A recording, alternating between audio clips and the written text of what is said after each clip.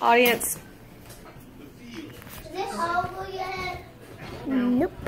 Everything is going to be alright. Maybe not today, but eventually. I've had to live by this quote for nearly 10 years, always hoping and praying for better days. I grew up witnessing my father mentally and physically abusing my mother, only to find myself in the same scenario 15 years later. Always trying to find a safe way out seemed impossible. I found myself pregnant with my first son, Caden. Caden was a very sick child and ended up passing away March of 2011 at only 3 months old.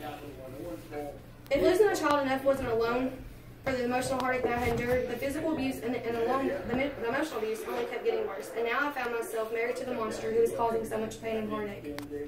Fast forward 4 years later, I have welcomed another little boy who was 2 years old, and I found myself carrying my third unborn son. I wish you would think after losing my first son should have been enough, and this pregnancy should have yet again been a wonderful time, that somehow he managed to strip that away from me. Before my third son was born, I was able to get away from now my ex-husband and try to rebuild my life the way it was meant to be.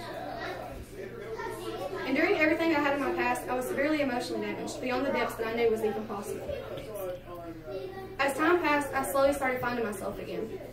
The once tears and screams of fear and pain turned into smiles and chuckles of laughter. Knowing I would never be the same Brittany I once was, I was close as I was ever going to get to my old self. I knew that I would not want a relationship for a long time. I wanted to take this time to focus on my two sons and myself, to rebuild everything that he had taken away from us. Right about a year after my divorce, I had stumbled upon this obnoxious male named Bradley. You know, the arrogant, cocky ones who thinks their poop doesn't stink. Yeah, he was one of those. To this day, I still get a good laugh on how he approached me in his pickup line, although I'm pretty sure I wanted to punch him at the time. Before I knew it, the arrogant and cocky male had become a best friend of mine. And we both had a mutual understanding that a relationship was out of the question. A single mom of 2 kids, and he was currently about to be on his way to chasing these strings in Florida to become a pipeline welder. 2 months have passed of our friendship, and things is going the direction that neither of us anticipated them to go. We found ourselves as a couple and trying to figure out how to make a blended family work. Watching my mother struggle with relationships, I knew it was crucial that my kids needed a role model around. As time kept going, and I was scared to take the risk, I was reliving my mother's life. 3 years later, we have a 16-month-old daughter, and I have found someone who values me as much as I've learned to love myself. He loves me unconditionally, but the best gift of all he could have ever given me was he is a true father figure to my 2 boys.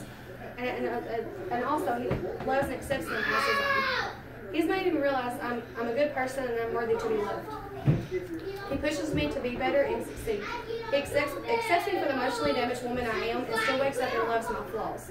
His goal is to simply make us smile. I strive to be the person he is with his can-do attitude, how he supports anyone around him, and deep down under the arrogant, cocky personality, he has a heart of gold. I know if for some reason that we don't make it, he will always be there, not only for myself, but our 2 sons, unwillingly, without a doubt. I've not only found myself in these years, I've found my best friend, who I'll always praise in every storm, no matter the obstacle. But that being said, I now live by a new quote. Rock bottom become the foundation on which I rebuilt my life. J.K. Rowling.